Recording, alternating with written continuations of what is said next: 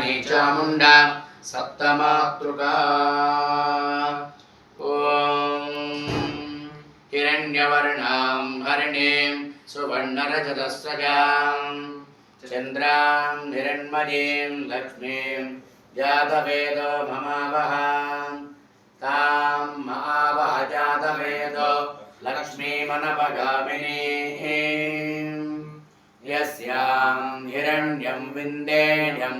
गामस्वं पुरुषाणहम्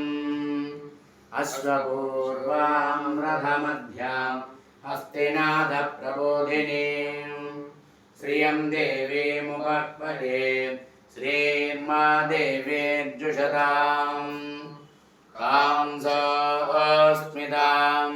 हिरण्यप्राकारामार्द्रां